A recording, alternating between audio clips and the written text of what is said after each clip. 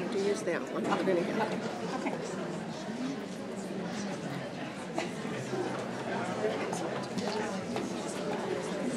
Ready?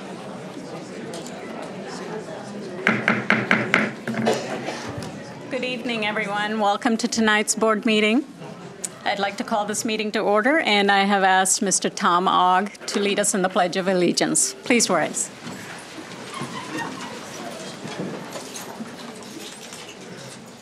I pledge allegiance to the flag of the United States of America and to the republic for which it stands, one nation, under God, indivisible, with liberty and justice for all.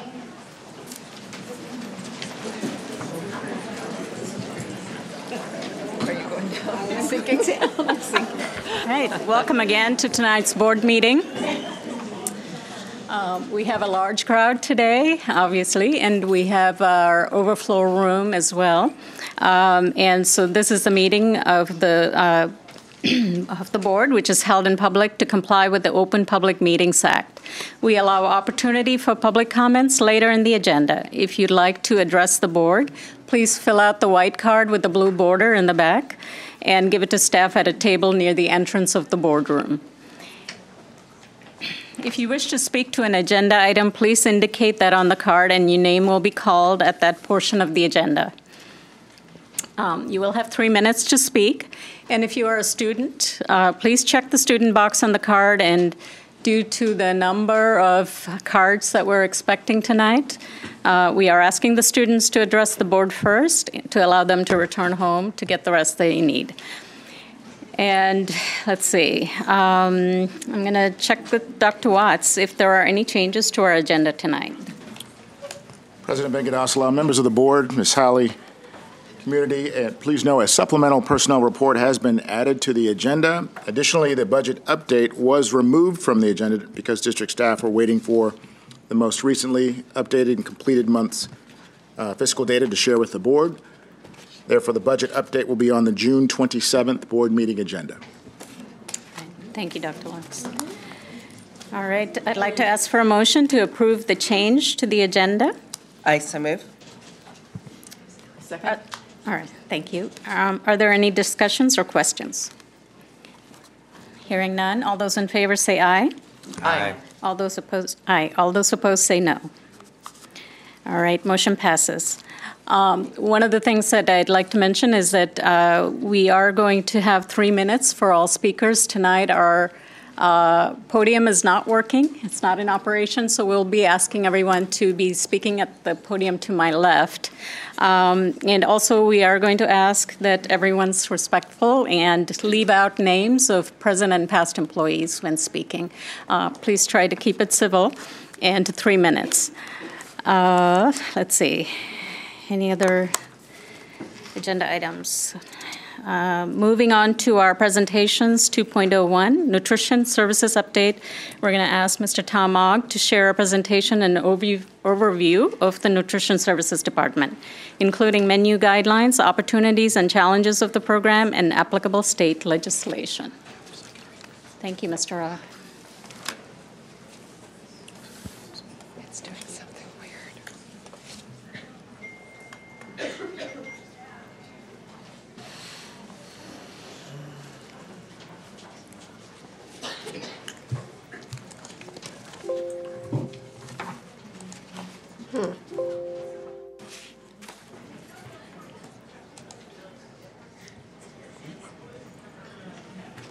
I guess I could go ahead and start while we're waiting for this.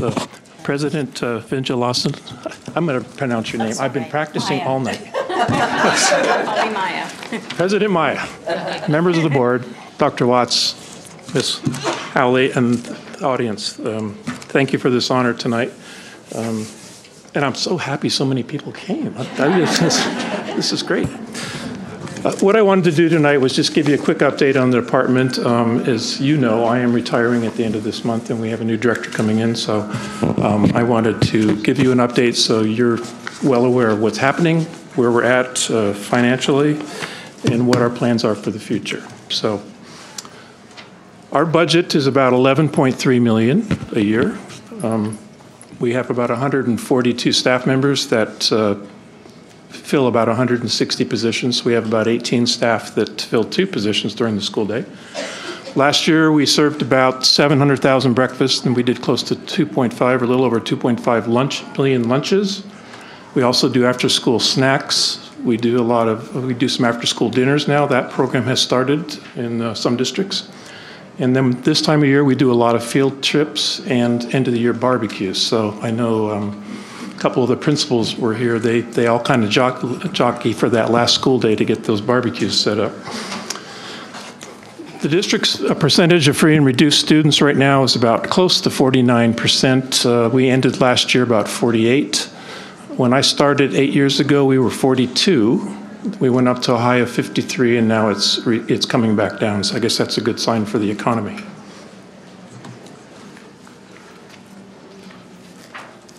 Four years ago, the regulations changed for school meals, and we now have to look at different components that we have to offer. So I've listed the 5 here. We have meat alternatives. We have vegetables, fruits, dairy, and grains.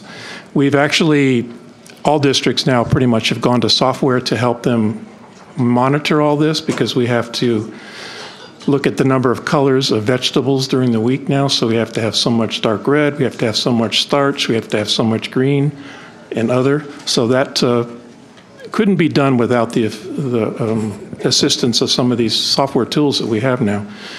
So the menus are based on those components. We have to look at calories, we have to look at sodium, we have to look at fat. So all that's taken into consideration when the menus are developed. Our revenue is mainly from the federal reimbursements that we gain. So about 74% of our money comes from federal reimbursements for meals served. There's about 1.3 from the state, and then about the rest of it, 25% comes from local revenue, which would be paid meals, a la carte sales, and any catering that we might do. One note on the state reimbursement that I would like to make known is that the state of Washington does pay the reduced copay for all students K-12 currently. They've been doing that for about 6 or 7 years now.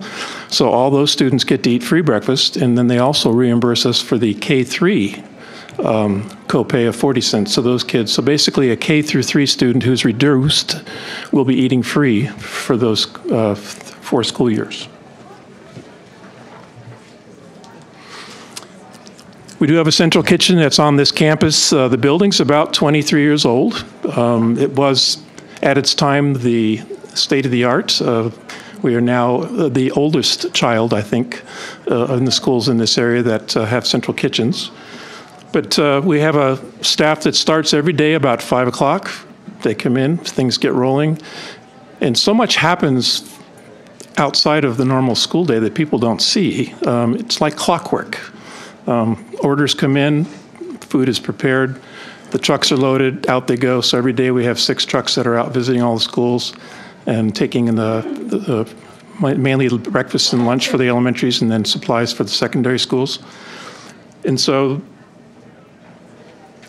a lot of those folks then go out to help us at the other schools, because we have a lot of 2-hour positions, and so those positions are hard to fill. So basically now what has happened is people are taking 2 positions, so they have more hours, increases their benefit package, which a lot of people are looking for. Opportunities. Just recently we partnered with United Way, and they partnered with us through Amazon, that we got a grant to start breakfast after the bell. So we started our first program at Park Orchard Elementary back on the last week of April. We saw our numbers go from 130 students eating breakfast to over 330. So the positive impact of that has been tremendous. And I want to thank the staff at Park Orchard. I don't know if any of you here tonight. They were very gracious to help us get this started. And I think based on what we're hearing back, it's gone well. The kids, we get them through in about 3 minutes. For 3 to 5 minutes, they go to class, eat the first 10 minutes, and then off day goes the day. So we have the opportunity in the future to do some more schools. I'll talk about that later. There's a new bill that just passed the legislation that will require some activity starting in the year 2019-20. As you know, our district is very culturally diverse. I think that's probably one of my disappointments while I was here of not being a little more proactive or introducing more things. And so I'm heavily suggesting that to Teresa, who's going to be following me, to make that a priority, because our menus need to change to feed today's kids. And so we do have some limitations. I mean, we don't have kitchens in this district, so we don't have production kitchens. So everything has to be sent out of the central kitchen. We rely a lot on disposables, which I'm not a fan of, but based on what the model we have, that's how we have to do it. So there'll be hopefully be some good menu changes. I met with some kids that were working with the Kent Living Well Collaborative just recently, and they're interested in working with us. So I think that may be a partnership that we can continue and try to work on some ideas that they can present us that will work. We've been fortunate to get some grants the last few years. We've gotten some equipment grants through the State of Washington OSBI office, again, through the United Way. So we've been able to purchase some equipment for the elementary schools, as well as some summer signage for our summer program, which will start here on the 25th of June. So all those have gone a long way to help us do some marketing and do presentation improvements to the program. Of course, with the capital bond levy that has passed, we're getting upgrades to 11, I think, elementary schools. And the 2 of those will start this fall. So Park Orchard and Grass Lake will have new kitchens, in addition to Covington Elementary. So we'll have 3 new kitchens to welcome the students back to school next year. And we'll have, one of the things we're adding to those sites now is some professional serving lines, because in the schools they didn't have them. So we have hot and cold serving lines now that actually help merchandise the products better. And so I'm real happy to see that happening. And with the additional schools that are on the docket for the board or for the bond, we should have about 22 of the 30 elementary schools will be upgraded when that's finished.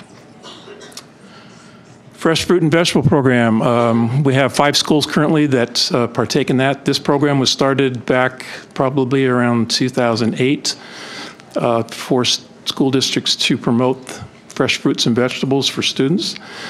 Primarily now it's all based on free and reduced percentages. So we currently have 5 schools, and these are our CEP schools, which I think is on my next note.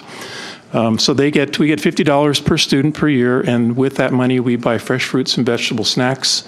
Again, Park Orchard is one of those that gets to partake of that. Scenic Hill, Daniel, Kent, and I think the other one. East Hill. So those 5 schools partake of that program. Applications have been turned in for this year, so we hope that we'll return with the same 5, if not more, next year. Community Eligibility Program. This was started 4 years ago in the state. We started it in 2015. What was allowed to happen was we were able to take our percentages of directly identified students, which would be the direct certs that we get from a download. And for those that in the audience, what that means is the state of Washington identifies students through a download through the DSHS that we then get that information, and those families do not have to turn in an application. They qualify for free meals.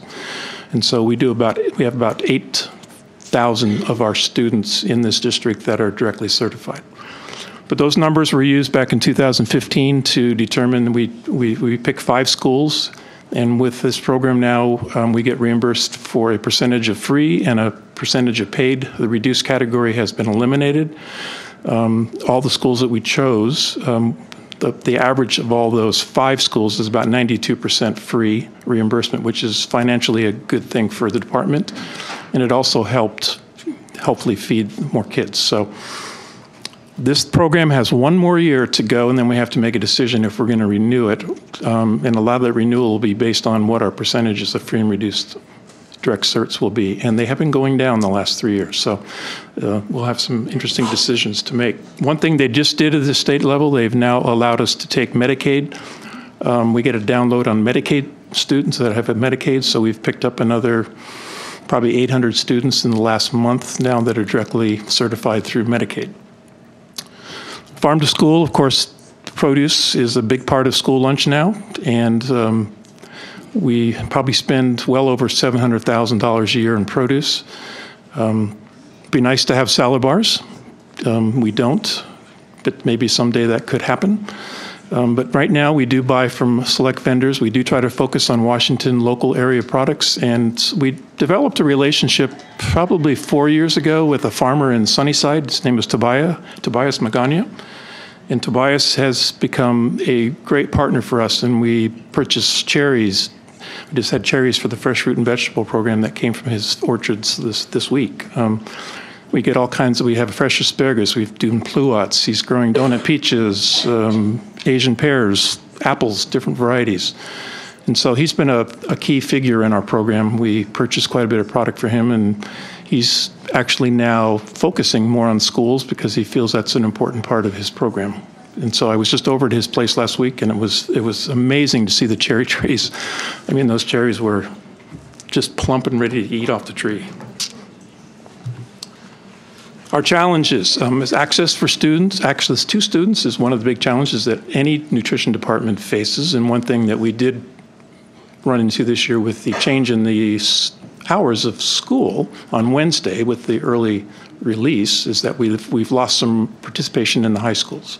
They just didn't have enough time to fit the 3 lunches that they normally have. So 2 of them have 2 of them have 1.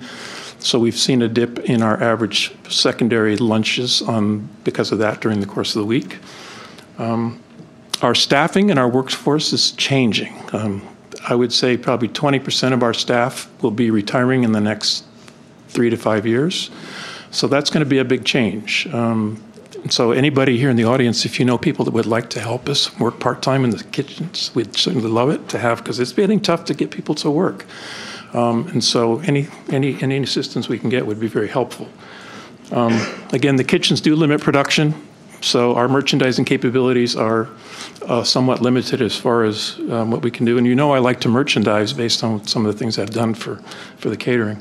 Another thing with the school program changes was the paid lunch equity. And so now we're required every year to evaluate our paid lunch prices based on a national figure that the USDA publishes. And we have to be within the rounded number of that. So each year we do evaluate that and look at what our price would have to be. So that's why if people see our prices changing so much, that's because this law has been in effect for the last 4 years. So all districts now have to look at their paid lunch price. And that was basically put in place to make sure that the paid lunches didn't, or the free and reduced lunches didn't subsidize paid lunches. So they're all contributing equally.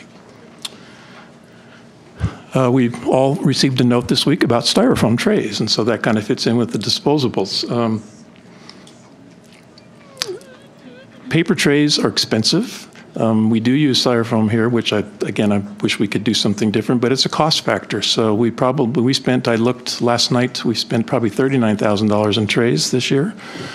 If we went to paper, it would probably be closer to $75,000. So those are things we have to consider, and in my perspective is I'd rather put that money into the quality of the food versus putting it in paper products. So those will be challenges that will continue to be faced with our district and our schools in the future. Okay, 2 new bills quickly. 1508, this will be the tough one. It is called the Student Bill of Rights, and it was modeled after a new New Mexico law that basically said all kids were to be fed, no matter what. This year, I did change our charging policy. We have fed every kid. We have not denied a meal. And we've been rewarded with $38,000 in debt that people owe us. And so next year, we're going to have to change that. But this bill now requires us to take all kinds of steps to make sure families have been notified, make sure they have applications, that they have access to getting those applications turned in. We cannot take food away from students, which we have not done this year. So if they come up to the serving line, that food has to be served. So all the districts are going to be faced with some challenges next year with this new law. In New Mexico, we've heard what it's done is that families no longer think they have to pay because it will be taken care of, or do they fill out the applications because they know they don't have to. So that impacts the schools when it comes to state and federal reimbursement rates, which help lap student teacher bonuses, et cetera. The second one is the positive one, and that'll be the breakfast after the bell. So starting in the year 2019-20, all schools that have over 70% free and reduced will be required to do some type of breakfast after the bell service. So right now we have probably 6 to 7 schools that would fall in that category. Park Orchard was, again, kind enough to start it. So we're looking for a new partner next year. Another one of the CEP schools hopefully will pick this up so that we can get that rolling. We'd like to get all 5 of those schools going because it has seen a positive impact at Park Orchard.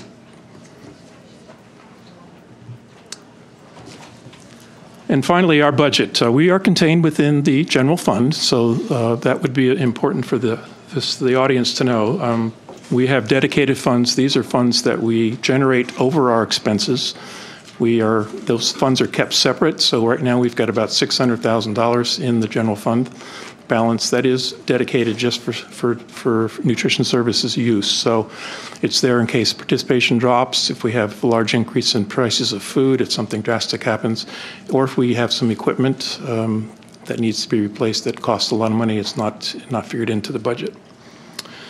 And then we also are charged an indirect by the district, and this is true of all nutrition departments around the state. So that figure changes yearly. Last year it was 16%. So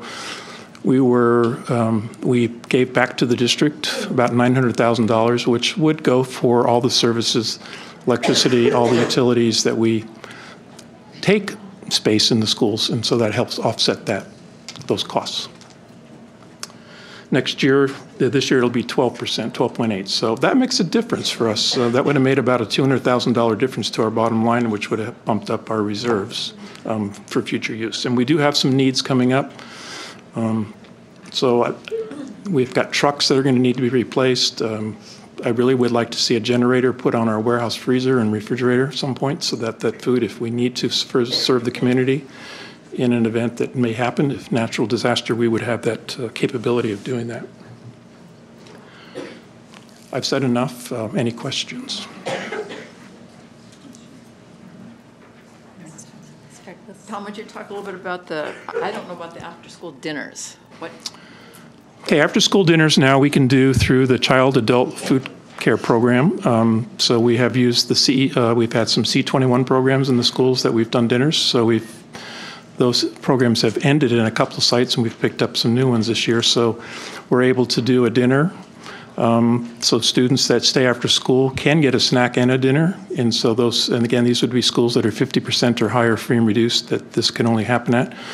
And so we would send those food out, and then the staff that are taking care of those kids and educating them in the programs can then hand out dinner and a snack before they go home. So that's been nice to be able to do. Is that daily?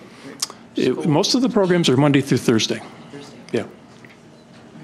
Right. And we are going to join the KPA has the Kent in the evening. The Kent it's open for kids to come and use basketball, and they do break dancing and all that. We're actually going to do dinners for that program now, so that's just starting. Price increases for next year? Do you foresee anything? That will be coming your way, and I'm anticipating we'll be looking at a dime per lunch meal, so that we stay compliant. Thank you. That's what I had. You mentioned the hunger-free students' Bill of Rights, resulting in some excess, resulting in some debt. I think it said $38,000. What is, to your best of your knowledge, what is a process for either collection or just charging that off? We can call it bad debt, but we can't use federal funds to pay that, so we'd have to use funds that we generate from like paid student meals, a la carte sales. We typically don't write off debt because we feel that's something that's owed, but this is going to be a difficult one. Last year we did have some people donate money. We had some organizations donate money. And you saw probably where Seattle had the GoFundMe accounts where they had $50,000 that was raised, and they paid off all their debt. They're right back where we are today at $35,000 in debt. So I've kind of soured a little bit on donated funds for all kids. I do think there's a need for some because we do have families that are stretched and don't get the care they need, and they may fall in the little gray area that's right above the reduced rate. But so We've met with the foundation, the Kent School Foundation, to talk about putting a link possibly on their website to help. If people want to donate, they can. And then we will distribute that where we feel the best need is for the school. And all the schools have a donated funds account that we do use for, and work with the principal and the staff to determine who should get those funds. Thank you. So most may have been answered already, but I did have one. Can you speak just a moment about the summer lunch program and where that's going to be at? Okay, summer lunch will start on the 25th of June, goes through about the 25th or 26th of August. It will be at 40 sites that have been identified already, some apartments, some school programs that will be taking place, some park locations throughout the Kent area. And we have staff that will go deliver food to all those locations daily. And then we probably will serve about 45,000 lunches this summer, which is not a lot when you consider we do 14,000 a day during the school year. So it's like 3 days of school. But part of it is getting access to kids. Again, they have to have something there to bring them to the sites. And East Hill tried to do a reading program at a site in the lower area downtown. We had problems with behavior of the students. And our staff didn't feel safe, so we're not going to go back there this year. So that's unfortunate. But there has to be some kind of a program, and I think we're going to see that at we do a program at Kent Meridian Park, or at Lake Meridian Park. The United Way is going to have a student there or some people there 1 day a week this summer to help us and see if that helps. And then I just wanted to say thank you. I know that you are retiring, and I have appreciated all that you have brought to our food services over the years you've been here. Thank you. So thank you.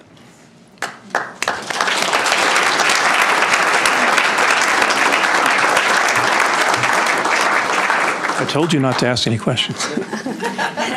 No, I don't have questions. I want to piggyback on what Debbie said. I know when I first came on board, you were so generous with your time showing me around in the district and the food services area. And not only do we see Tom in our schools or in our buildings here, but he's out in the community on weekends. He's serving food to our nonprofit organizations. And he's always here. Retirement, he was working just today. He's retiring, and he's still working today. So I just want to thank you. I know we've had an opportunity to work with United Way issues and community eligibility program, and Tom's always been receptive to everything new coming up, and does a lot of work to follow through on things. So thank you so much, If I were to Tom. take the number of hours I've worked in food service for 43 years, it'd probably be closer to 55, because there's been some long days over the years, so thank you. And you give so much to the community. Thank you. Thank you. Thank you. Thanks.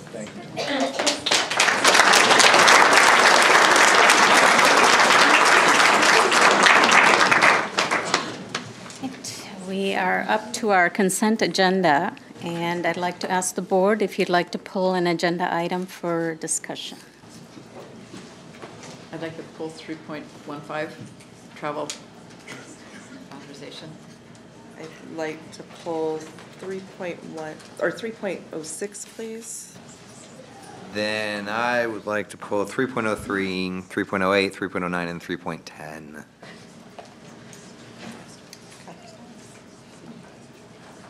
All right.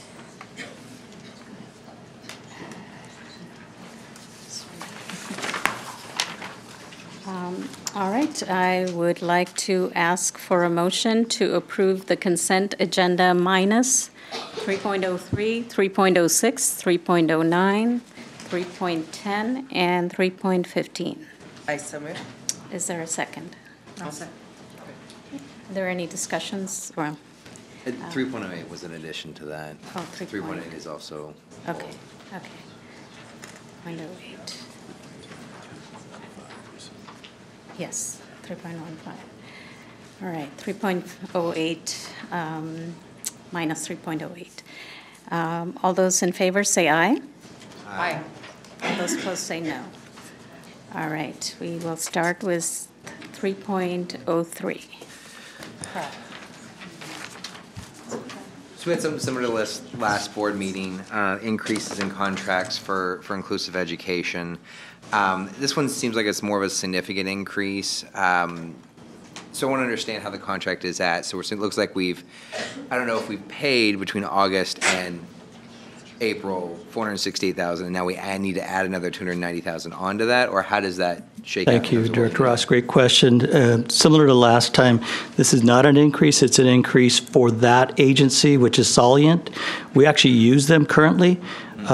What this is signifying is that we have 5 other contracting agencies that are actually going to be pulled and moved over to Solient. So we're moving their dollars over to Solient so that, obviously, as you know, when we have agency staff that move, it requires our time and capacity to make the changes, hire, do those pieces. So now Solient will also be doing that for us. So it's simply moving those dollars from them over to Solient.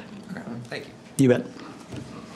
3.06. Yes, I just had a question on this one. I noticed that the PTA is purchasing, it says that it's been a resource for the last 9 years at Emerald Park. So is this a resource that in the past the school district has provided and we're no longer providing?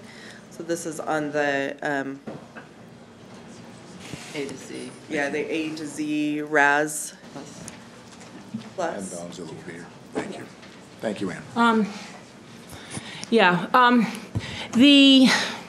The policy for use of instructional materials does allow supplementary materials to be used without official approval in some cases when they're used in just a very small way. And so I think different schools used this in a small way over the years. And it's been, as you saw, it's been used for 9 years that way. And now the request is to use it for basically a whole school, at least K through 2, all students.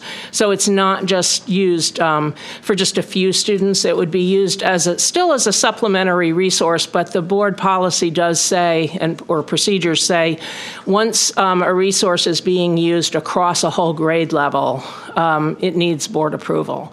And so this would now allow this resource to be used by any school in the district and in any way. Just one more clarifying question on it. So it looks like the PTA, though, is paying for it specifically for this. But what I hear you saying is the approval of this would give other schools the opportunity to also use it. So then it went through the same curriculum. Yep. Went through the Instructional Materials Committee. It was supported by Karen Stevens, the ELA coordinator. I've used it in another district. It is a good resource as a supplementary resource for both for instruction but also for independent reading. Okay, all right, thank you. Yeah, I have a question on that, on the Instructional Materials Committee, 3.06, staying on there. And 3.05. The Instructional Materials Committee, I know that the board has in the past appointed the folks on that materials committee, and it hasn't come back to the board for some time. I remember last year asking this and knowing that it was going to come back. So, I'm not sure if we're following the policy on it, but it's just something that I don't know if it's on anybody's radar, but we do need to appoint people to that committee. So, last year I did send forth a request for parents to be on the committee. This year I just took the ones that had been on it last year. okay, so just whoever's. I can Bring that back to you. put that as a suggestion for the future. Yeah. Okay, thank you. Anyone else for 3.06 or 8? Going to 3.08, Sue's Creek Elementary Multipurpose Room. My questions are on 3.08, 9, and 10, kind of all combined. These are capital projects, which I think were recently highlighted is what we're doing. And so my question is on the status of the bids we're getting back, right? So we put these out to bid. 2 of them you're asking us to reject because we don't have, they're way over budget, they're way over estimate. 1 is kind of in this middle range. It's over estimate. But it's within budget. But within budget. Right. So the first concern there is if it's with overestimate within budget, does that overestimate impact the funding for any of these other projects? No. Each project has its own budget, and within that budget, we have a contingency. We also have an overall bond contingency if we need more money for that specific project. Yeah, and then so for like the Suze Creek and the transportation center, there's like $1 million over at least the estimate when it came in.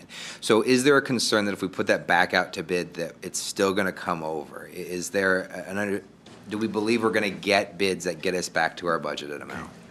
Suze Creek and Cedar Valley are basically the same building, just on two different sites.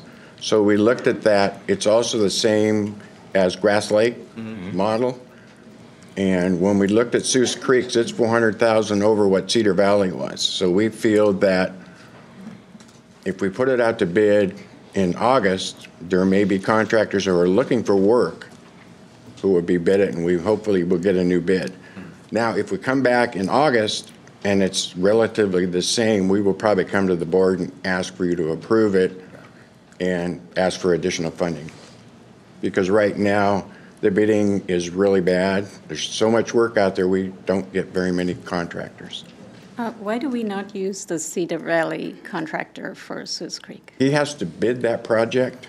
So what we're hoping is that possibly he can get far enough along with Cedar Valley and he can free up some other work that he will bid Suze Creek. Okay, thank you. Okay. I have one more question, and why was there only one bid on that 3.10? The transportation, well, we put it out, and we had a number of people at the walkthrough, but when it came down to the bid, we only received one, and that's just a matter of them having enough labor force to be able to do it. So we're going to put it out again in August. Hopefully, there'll be work freed up, so there'll be more people wanting to bid. All right, thank you so much. Thank you. All right, 3.15. Yeah, that's the travel. field trip request form or travel authorization for Kent Ridge Cross Country. And I brought this up in other situations, but it says plans for students without funds, and it says they will not be asked to attend. And I think that's not right. Yeah, so I also shared in the past that any student that does turn out and has a difficulty time paying, they are not kept out. I think that is, in other words, funds will be provided whether they can provide it or not. So we won't have students that will not attend because they can't afford it. Okay, so how are we going to make sure that they are asked to attend? Through our athletics department and our AD. Okay. Yep, we will make sure that that happens. Because those may be some of the kids who could use this the most. Absolutely.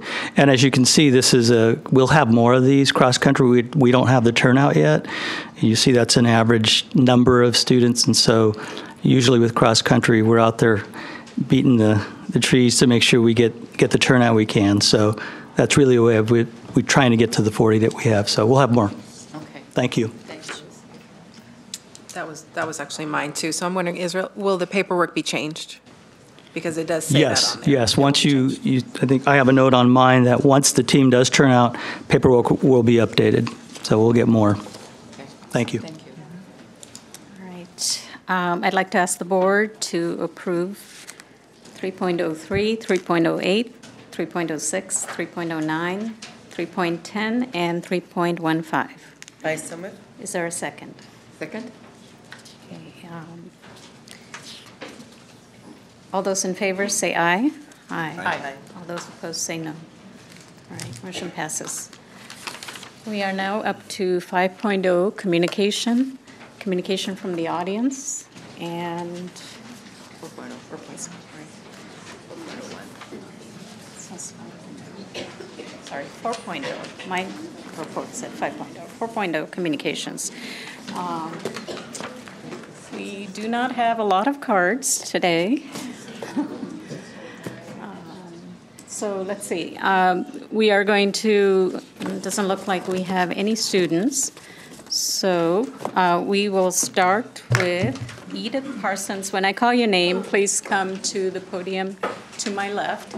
And as a reminder, you have 3 minutes, and this is a listening session for the board. We do not respond to the comments. And we will start with Edith Parsons, Elaine Posey, Renee Halt, Gabrielle Blakemore, and Michelle Greenwood Bettinger. Hi, my name's Edith Parsons. That's okay. Thank you very much for allowing us to come up. I am representing the Kent Meridian Strand. I have 251 signatures here from our KEA members from Mill Creek Middle School, Meeker School Middle, Daniel Elementary, East Hill Elementary, Kent Elementary, Meadow Ridge Elementary, Neely O'Brien Elementary, and Scenic Hill Elementary Schools. Investing in teachers is investing in our students. We stand united with our KEA bargaining team.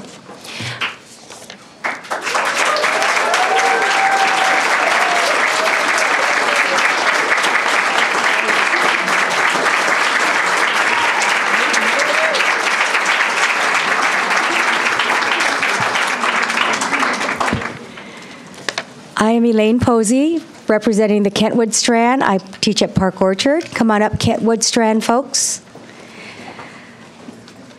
I have 223 signatures from KEA members from Meridian Middle, Matson Middle, Crestwood Elementary, Meridian Elementary, Martin Sortoon Elementary, Park Orchard Elementary, and Sunrise Elementary Schools. Investing in teachers is investing in students. We stand united with our KEA bargaining team.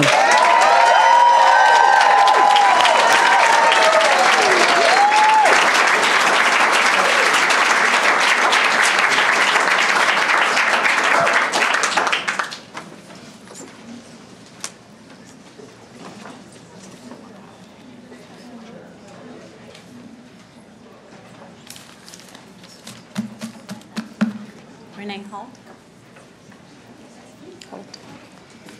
Hi, I'm Renee Holt, and I'm representing the Kent Lake Strand.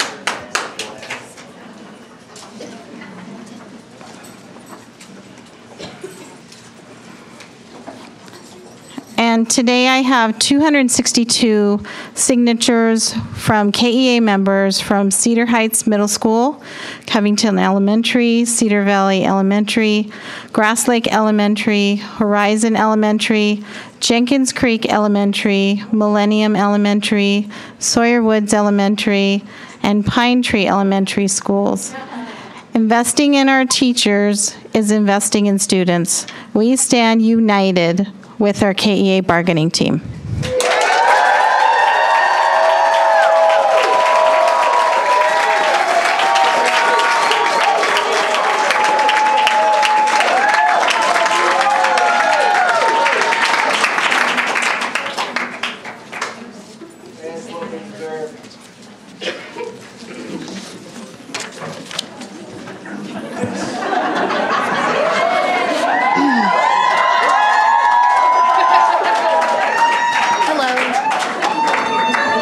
Thank you for having us tonight. Sorry, can you hear? So I'm Gabby Blakemore. I'm here representing the Kent Ridge Strand. I have 290 signatures from KEA members from Northwood Middle, Meeker Middle, Carriage Crest Elementary, Emerald Park Elementary, Fairwood Elementary, Glen Ridge Elementary, Lake Youngs Elementary, Panther Lake Elementary, Ridgewood Elementary, Springbrook Elementary, and Seuss Creek Elementary Schools. Investing in teachers is investing in students. We stand united with our KEA bargaining team.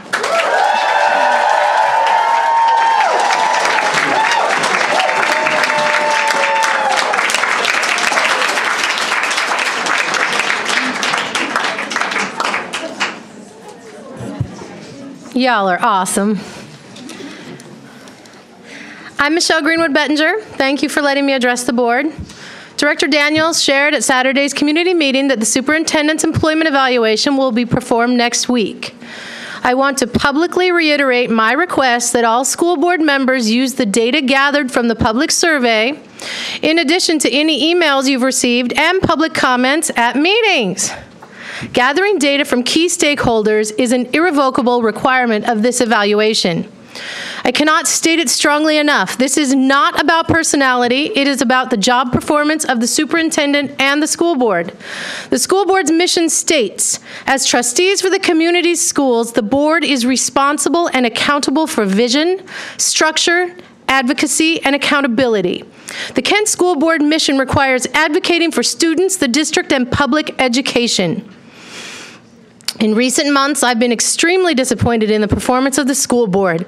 Your reluctance to examine discrepancies between the data and evidence presented by key stakeholders and the data and evidence presented by the district office gives the impression that you've moved off your mission and are advocating only for the superintendent. Is that the impression you want to give? I'm asking the school board to compare all data evidence coming from the superintendent and cabinet to the data and evidence provided by key stakeholders and investigate any discrepancies with due diligence. The investigation of those discrepancies is a crucial step in ensuring best practice and a reasonable expectation from your constituents to fulfill your sworn mission. Every single student in this district is suffering the negative impact caused by the budget crisis and questionable practices regarding staffing and program cuts. Right?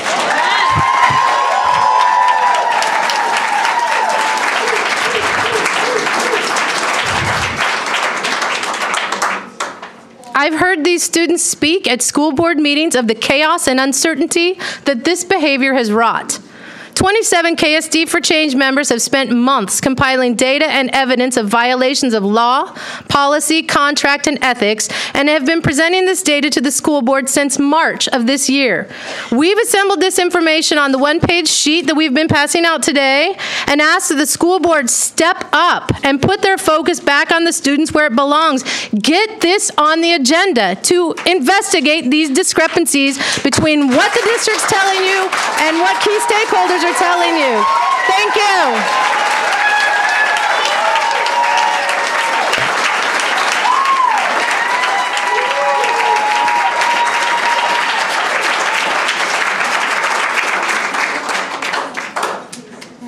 Next, we are going to move into our legislative update with Ross Hardy. All right. Got plenty of time. Which is good because actually my update's pretty long. We got some, to give perspective, a year ago, legislature was actually still in session. That was in their second 30-day special session, and it finally closed after 3 special sessions, excuse me. And now the 2018 session has been closed now for over 3 months. And so kind of the past 3 months have been unpacking, understanding, and reacting to the evolving legislation, both funding, the new funding model, and a lot of policies. So, reiterate the state's perspective, the state attorney general has submitted the legislature's post-budget report to the Supreme Court saying that the state is now in full compliance with the McCleary decision and is arguing that the McCleary fix the bills passed have solved that funding situation. WAS does come out with a different position in some respects. Specifically regard to a statement of funding and supporting every student, specifically special education. Knowing that the WASDA statement is that there's been progress made in 2242 and 6362, but there is still a funding gap of district costs compared to state funding, and that there's no current state alternative other than for the districts to rely on local levies. Note, though, out of these bills, the OSBI has convened a special education safety network group to issue reports that are actually going to come later this fall regarding special education and then how it is in Washington State. An update on the WASDA is going through its legislative priorities. This is all school directors thinking about legislative priorities for next year, and most of them basically come out of this year. Specifically around to hold harmless. So in 2242, there was a hold harmless provision that was meant to keep all districts, hold them harmless from any reduction in local levies and additional state funds. But those provisions only last for 2 years, and therefore it's important for us to look at our budgets beyond the 1920 year when the state's hold harmless provisions basically no longer apply. Same thing related to levy and local effort assistance formulas. That WASDA's position currently, the way it's done, existing disparities between districts will be exacerbated by these new formulas, and that's still a priority going forward. Noted was the new salary schedule and staff mix factor that has come out, noting that many districts will actually struggle to compensate their existing workforce at current levels under the state salary schedule, in addition to the regionalization factor, which is, as noted by WASDA, might intensify inequities among districts and is still on the legislative priority to reconsider the regionalization. Another thing I wanted to bring up, not specifically related to the district, but related in general. I brought up some of the things that come up and had to do with voting rights, and there was a Washington Voting Rights Act that was passed.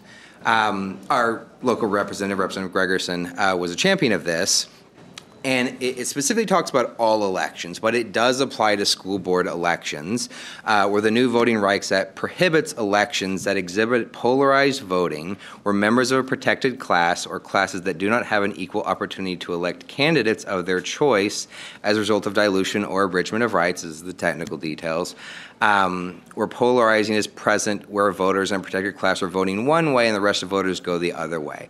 Now, what this means for us is this does mean that we or someone needs to help analyze prior elections. This is school board elections. This is school district levy and bond measures. Any past election where one candidate was a member of a protected class or other electoral choices affect members of a protected class. WASD has come out with a major takeaway to us. School districts with large populations of protected classes may need to make a change to our voting system. It's just out there now. It comes into effect, but it will require us to go back and analyze whether we need to make changes to districts for school board directors or anything else related to school district elections. That's my legislative report. Thank you, Director Hardy. All right, we'll move to our superintendent's report. Dr. Watts. Yes, thank you, President Vengadaslam, members of the board, Ms. Howley, community, friends, staff. We celebrated earlier this evening our retirees, and I mentioned it was simply, and it always is, a pleasure to celebrate those who have done great work, who have served our district well, and are moving to the next chapter in their lives. We call it their graduation. And much like our students, while graduation doesn't begin in high school, it begins in elementary school, I'd like to remind our community that while we have had one graduation thus far, the outreach program, otherwise known as TOP, at KM Performing Arts Center on Thursday, June 7th. Appreciate those who were able to attend, and thanking staff and board and community as well. A reminder to this week, Friday, June 15th, we will have two graduations, one for iGrad, the Showware Center at 7 p.m., simultaneously Kent Mountain View Academy and Kent Phoenix Academy Gym will also take place at 7 p.m. Saturday, our comprehensive high schools at the Showware Center will take place in this order. Kent Lake will be graduating class of 2018 at 9 a.m., Kent Ridge High School at 12:30 p.m., Kent Meridian High School at 3:30 p.m., and Kent Wood at 7 p.m. And Tuesday, June 19th, Kent Phoenix Academy will also be celebrating their graduates at the Kent Phoenix Academy Gym at 7 p.m. I'd like to take a personal point of privilege and thank our staff, particularly our communications team, for continuously improving our digital savvy leadership. And what I mean by that is we can now carry the program in our pocket, and that's a great thing. The program for graduation can be accessed and downloaded through the district app, and the graduation can continue to go social, knowing that social media is a new reality for our communication opportunities, and you can follow graduations through social media via Twitter and Facebook for news and photos. I'd also like to take this time to say thank you. Thank you to our community, to our school board, our staff, those who you may know I lost my dad this past month, 2 weeks ago, actually, and while his body is no longer with us, I do appreciate the fact that the legacy that he instilled in me and the family members will live on. So thank you to our students, to our staff, to our board, our community members for kind gestures, for love, support, and thoughtful sentiments for our family. My dad was a great man, and his life reflected service to his church as a man of faith, reflected his service to his nuclear and his extended family, and service to his country as a member of the Air Force. He will certainly be missed, and those who met him, they often admit that they are better as a result of knowing him. With that said, this week after graduation, June 17th, I'd like to pay special tribute. I know it's a small gesture because moms deserve all of the accolades they get for Mother's Day, but on a few short moments, fathers do matter as well. And so this Father's Day, I would like to say that I wish all of our fathers, our father figures, our uncles, our grandfathers a very special day. Happy Father's Day to you. This concludes my report. Thank you, Dr. Watts. All right. Before we start with the board reports, all of us have been participating in the community conversations, and we thought we'd wait till the end and have a robust discussion on what transpired in those community conversations. So I'd like to ask that we not bring that up until the end, and then we'll just go ahead with our report, starting with Denise. Absolutely. Thank you. So I have had a busy few weeks. I missed the last board meeting because I had the opportunity to go to New York and watch my son and the Kentwood Choir perform at Carnegie Hall. Fantastic, amazing. It was a wonderful experience. And you know, just shows the importance of our music programs in our school. So it was really exciting to share in that.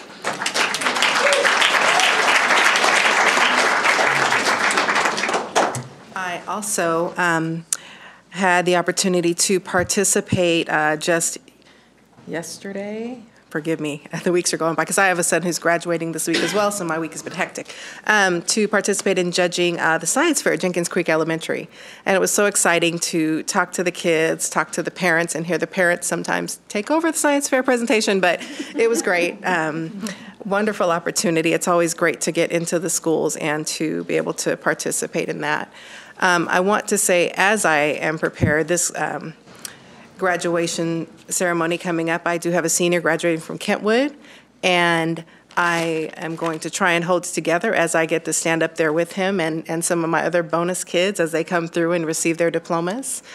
So I'm really looking forward to that. But I do want to give honor to all the teachers, because the reality is his journey includes teachers.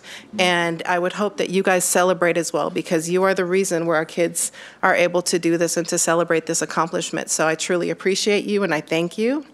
And I look forward to seeing you there, and just thank you so much for what you do for our students.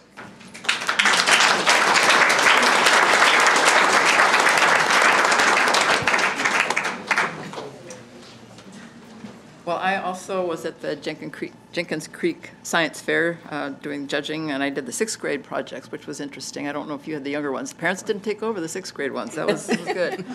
But it was fun talking with the kids. I always like getting in there, and it reminded me of when I used to do my students' science fair projects or judge them.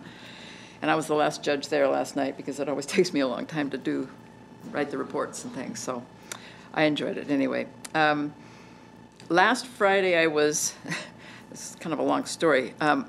When we did the Employees of the Year a couple weeks ago, Joan Johnson, who was the Employee of the Year in one of our groups, she runs the Welcome Room at East Hill Elementary School. She is an absolute dear.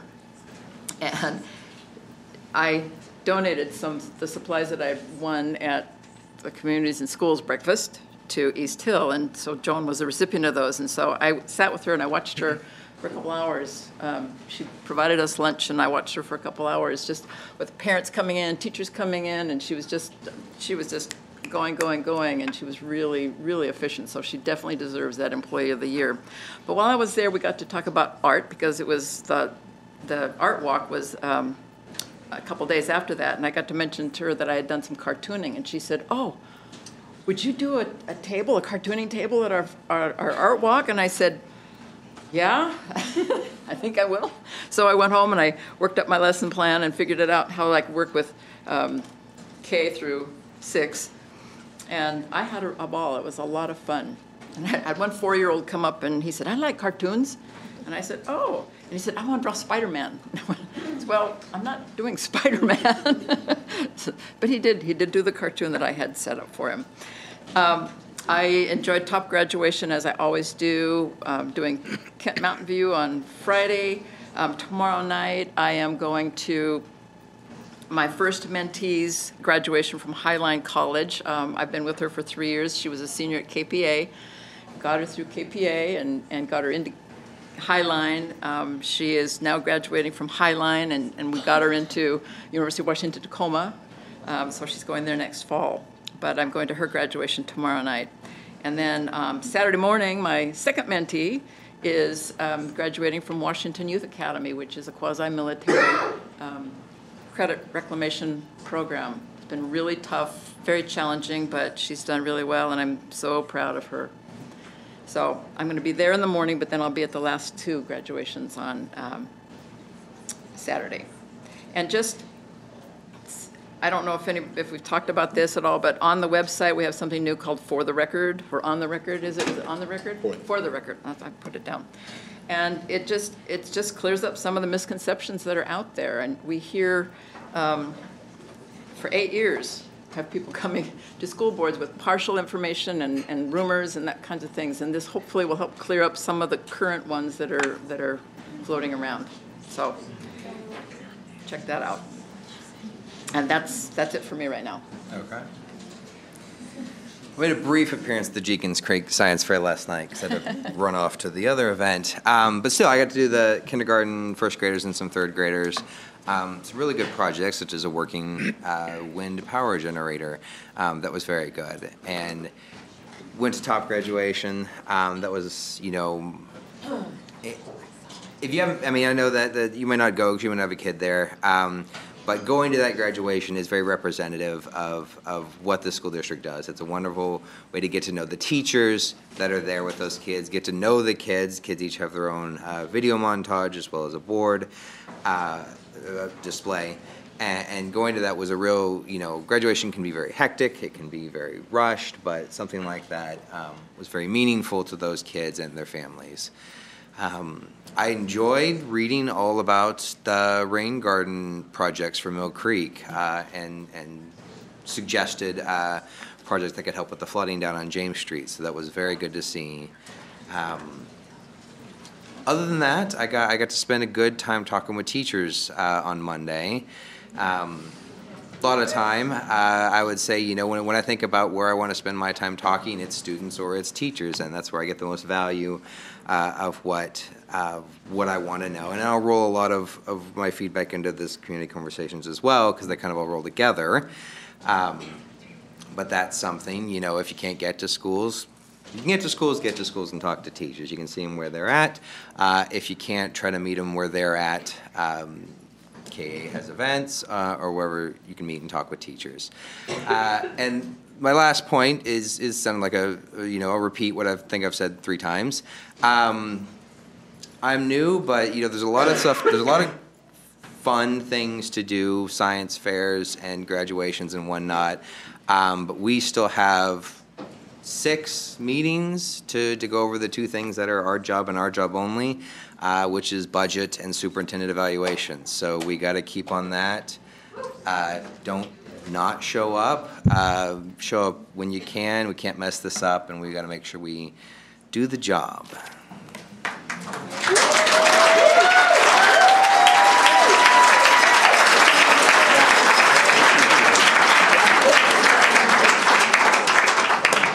I also had the opportunity to go to Jenkins Creek, and it's always fun for me to go back to Jenkins Creek. I had kids there for 20 years, and so it was fun to reconnect with some of the teachers there, and I had the Modge Podge of students to do. I had kindergartners, first grade, all the way up through 5th grade, so I had a wide variety, and I had a few extra kids that said, wait, can you look at my project? So I did, which was great, and it was interesting to see the different levels and to be able to talk to the kids. And I had one, my favorite one was young man, I said, well, so what was your hypothesis? And he goes, we needed one of those. And so it was great fun to be there. I also appreciated our retirement ceremony that we had earlier this afternoon, or this evening. I'm always inspired by hearing the service that is given by our staff, so our teachers. And I know that if we looked around this room, there'd be many, many stories very similar to the ones that we heard tonight. And definitely appreciate the impact that you're having on our students and the things that you do every day to help them out. I am looking forward to attending the Equity Committee report tomorrow night to hear that, as well as graduations this weekend. So that concludes my report. Thank you, Debbie. All right. I first wanted to bring up a couple of work sessions or not work sessions, but district meetings that were here in this boardroom, and we had a lot of attendance for our first staffing allocations meeting, but our second part 2 meeting of our enrollment projections, we had 3 parents show up, and I know there are scheduling conflicts, but it was a really important meeting, and I want to thank the finance team for putting together a great presentation. For those of you who were not here, the presentations are on our website for viewing, and it describes, some of the questions that many people have. What happened? When did it happen? How did it happen? And so I do think it's important that you take a look at that if you get a chance. And then I wanted to thank Mill Creek School's community dinner. I had a chance to go there, and they had a humanity film festival. We learned about fair trade and filling up bags for the homeless, and just really heartened by what the kids are doing at Mill Creek and the science teachers that are putting in so much effort there. I'm also, as Ross said, really impressed with the work that the students are sending us to review, and offered to have them be welcomed here and do a presentation of their materials, because it's really great that they're reaching out to the board. I wanted to thank our Community Scholarship Award folks at the Rotary, PTSA, Kent Community Foundation, and the Denali Federal Credit Union, all of whom pulled together scholarship awards for career education for our students. And I attended our pre-exit audit conference with our auditors, and I do want to say one thing about our service clubs. We do have our Kiwanis clubs are providing $500 worth of books for the last 4 years, and as a board, we haven't recognized them, the Kiwanis Club of Kent, or the Kent Kiwanis Club. We have many, many service clubs that we're looking at how we can recognize all of the services that are provided to our schools. And I want to thank also the Washington First robotics program. They had their luncheon and supporting all of our students in the robotics program. The Kent International Festival was able to introduce many acts from our Kent School District. Appreciated the budget discussion we just recently had, and thank you, Mr. Rarick, for the presentation. This is our first of 3 budget work sessions we're having, and they're all going to be videotaped and on our website for your viewing. So if you missed the first session, it is on website, and we will have 2 more work sessions on that. And top graduation, Ross mentioned wonderful things, and every year it's a must-see event for me, and thank you so much for the support staff, the paras, all of the people who do the work there. It's just incredible what you do. I also wanted to clarify that I thanked Karen Hawley a couple of board meetings ago when we had our recognition of administrative professionals. And at the time I mentioned that our emails I thanked her for going through all of our emails. And I think there's a perception out there that Karen is filtering through all of board's emails because we started getting individual emails from the community. And I just want to set the record straight that Karen has zero time to go through all of our emails. She has much to do on her own.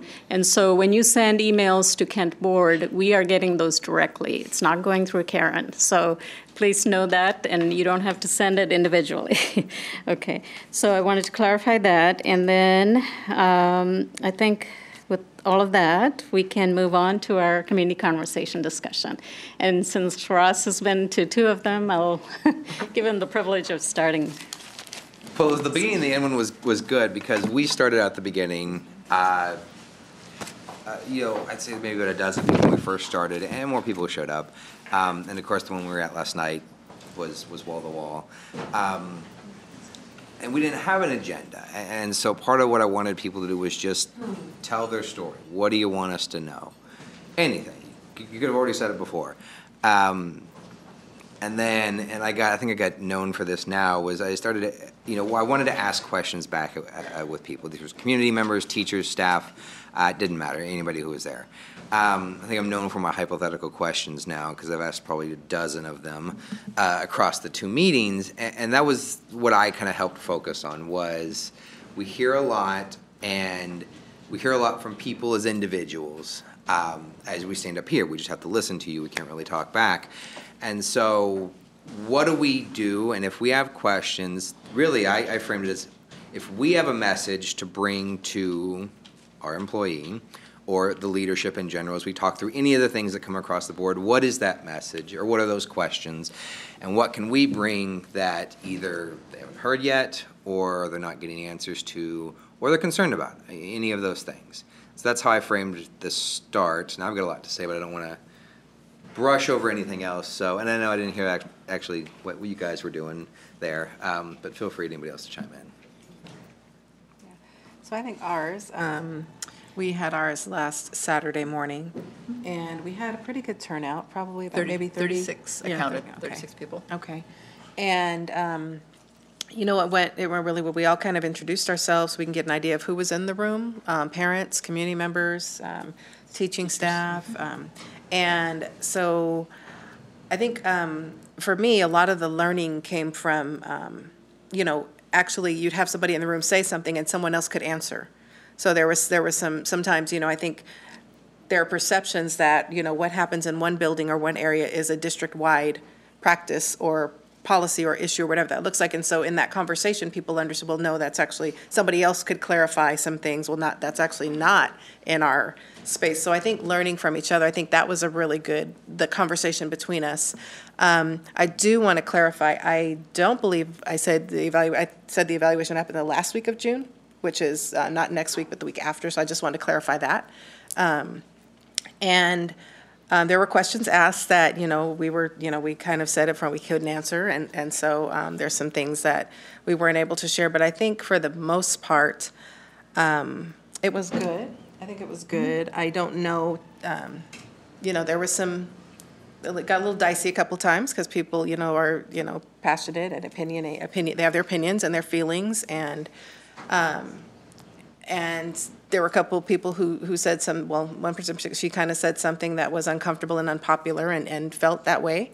And so, but I was really happy she was brave enough to, to speak her truth and what she thought. And so it kind of, I think there's an assumption of, some people said, well, everybody in this room, and then you found out it wasn't everybody in the room.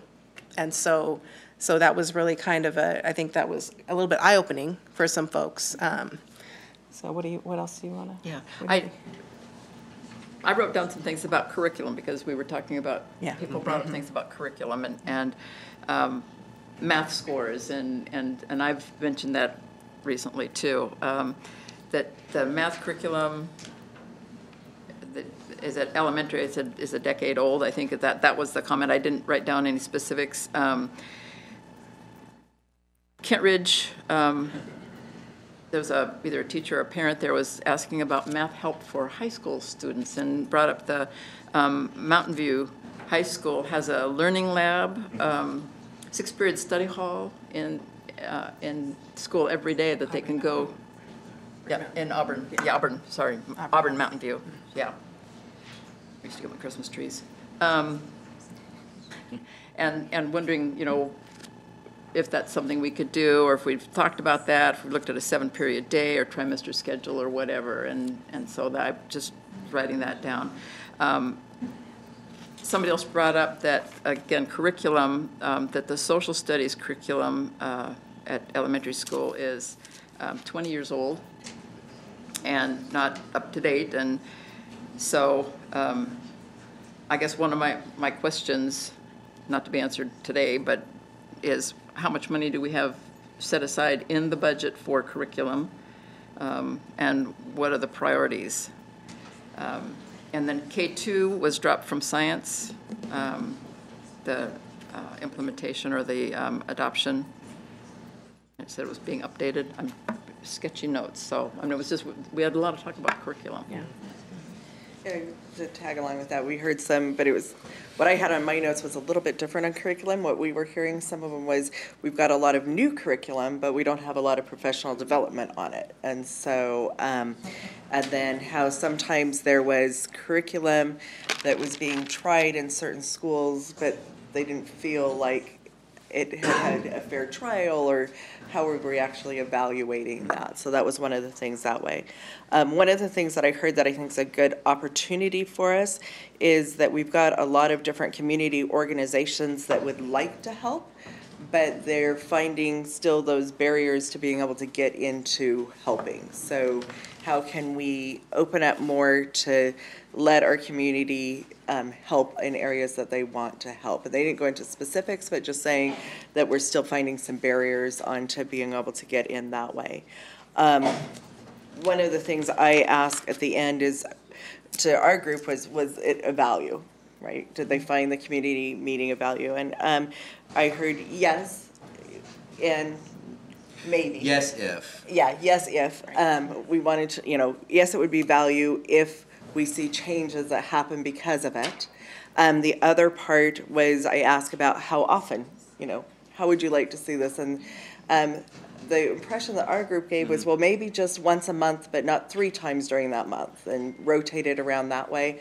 I noticed as, I heard the different groups having different groups or different numbers of people.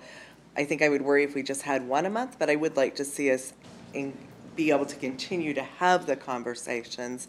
But I think one of our challenges is going to be, how do we take some of the information and feedback that we're given, and what do we want to do with that information, and what can we do with the information, and what would be the best way to do that? So I think that's going to be something as a board, as we continue to have conversations, which I hope we do, of how we utilize that information. I think having 1 a month, I mean, we've got a huge geographical area that, I mean, if we have 1 in Covington, 1 in Kent, and 1 in Fairwood, or, something like that, people are more likely to go to the ones that are closer to home. So, just my thought. Yeah, I don't know, for ours, I think people came from all over, Kent and Fairwood, and so I think the flexibility really helps, for folks to come. And I do think it was really helpful for us to sit face to face, so that someone told me once that we feel like you're sitting behind the dais in your suit and you're not accessible. But when you're sitting across from me, then I feel like I can connect with you. And so in that sense, I thought it was really positive. And our discussion, we started out with the question of equity with our art docent program, and that was a huge concern that it is not available in all of our schools. And so I thought it was a good opportunity to hear ideas of how we could change things. So I don't see it necessarily as just, it is truly, in a sense, two-way, in that we can hear the ideas from the teachers and then, teachers and staff. We're also, I think when we're talking about transparency, there were a lot of questions about transparency, and I thought it was really important that we point out how we're trying to change that impression that we are not transparent. We are transparent. And part of it is that, we are putting a lot of information on the website. And someone asked the question, well, how do you know if that's accurate? So my answer to that was, well, we are putting the information on the website, and if it is inaccurate, then you can come tell us at the board meeting, that it is inaccurate. You can present that information to the board.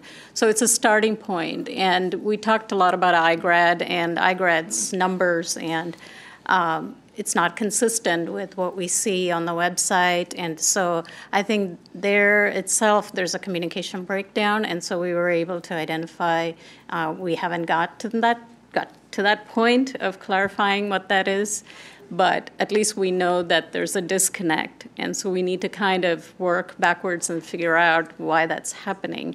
And, communication with our schools was a really important thing, that we don't just jump to conclusions, that we talk to our schools before we put things up on the website. And so that was a really clear message we got.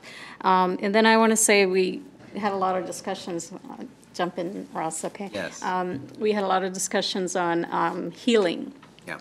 And how people are feeling in our district. And I thought that was really important that we got to hear, when there is this view that our staff is not appreciated or recognized for their value, or are not part of the decision-making process, that we understand that. And so I just want to thank the people who shared that, and also the people who said, but we can rebuild from that. It doesn't have to be this way.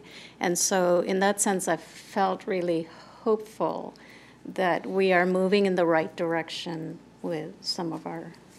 And that's where, because we talked about, we've heard, this when we sit up here from here, we hear a lot about what people don't like or why people are leaving, and I wanted to kind of tease out, let's flip that around.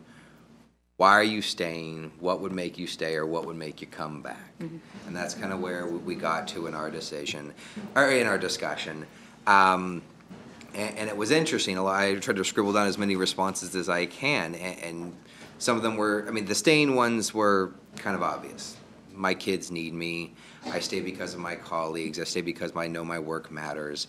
Things that we kind of think we expect. And when we talk about what would make you come back, and this is where I tried to ask this question probably 12 different ways, because people say I want to be part of the decision. I want to have input. And my question was, okay, should we slow down the progress of making decisions, meaning we might stop it, gather more input and wait till we move forward, or keep moving forward and try to build communication? And that was kind of I know it's not an either or, and we're not saying what we have already agreed to do, but what I wanted to get a sense of is, do we need an all stop?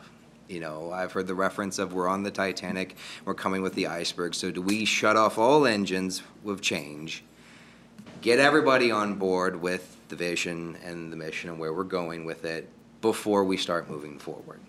I hear more of that rather than keep moving forward and include me more.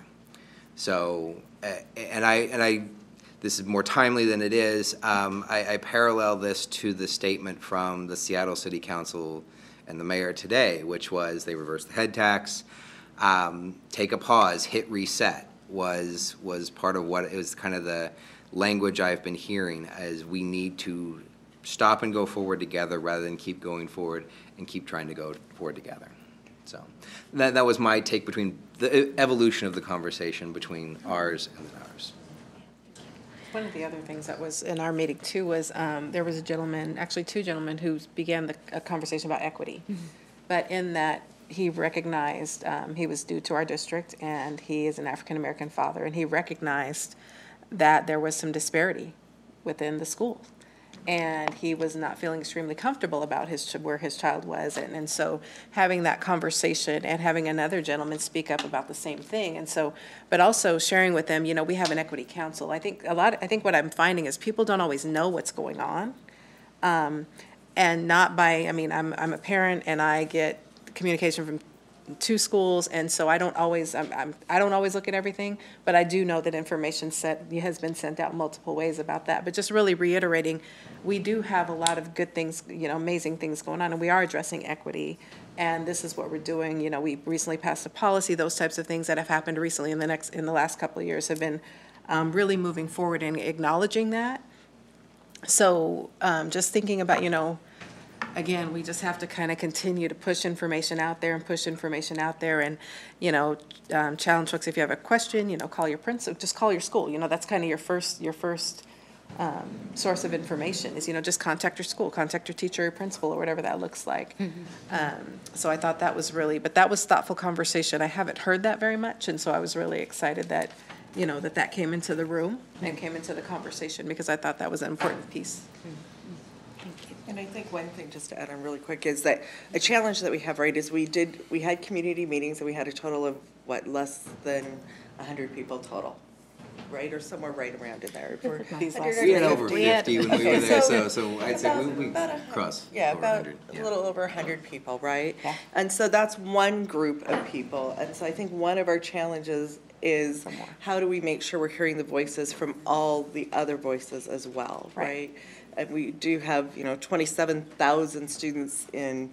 I would like to see us maybe next year have some conversations with our students. Yes. I know it's been very beneficial as I've gone in and talked to our Student Leadership Council and had conversations that way, or in the past we've had all the ASB presidents from the school. But again, that's just one subset of those schools. And so I think one thing that I would like to see us look at as we do our planning for next year is how do we expand that? So can we get, have some meetings with our community partners that are asking for how can we participate, and how can we go out to maybe some of those underserved communities that might not be as comfortable to come out to those community meetings, or how can we go to them, or the different things that way, so we can really increase our outreach so that we can really make sure we're representing all voices and hearing all of those as well.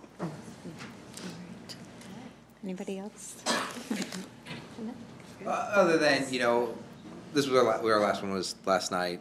People want more, and I know that we're probably, I think it's on us to figure out what that looks like, giving advance notice, doing more than just the board meetings. We talked about the committee whose name I forgot, but it's the one I suggested. Having something where the community comes to us and makes reports during this meeting and says, here's what we want to know, here's what's important to us, and figuring out ways to reach people where they're at. I don't know if it's at a school assembly, whatever it is. We got to figure out how to get out there more. The 2 of us, the 1 of us, the 5 of us, if we have to, whatever it is. Thank you. Yeah, I do want to say that these conversations were initiated by our communications team, and so it didn't come from the board, although we have talked about numerous times having community conversations, and they have completely stayed out of the organization of it, and only part that they took was to arrange for the library service, so it was we were totally independent in meeting and discussing whatever of concern is to our public. I want to just sort of end with this. One of the things I think it was Ms. Jones, she mentioned to us that people come and go, and there's a concern that past administration have come and left, and then the teachers are here stuck with the issues. And that really stood, it just, I don't know, that really stayed with me last night. And I just want to say that everybody in this dais is committed to our school district. We are going to get through this, and we have great people coming on board. I know we are losing a lot of great people, but we will see a light at the end of the tunnel, and we will get through it. And we have some great people here, and I just want to thank you all for all that you do for us. Thank you. And we are adjourned.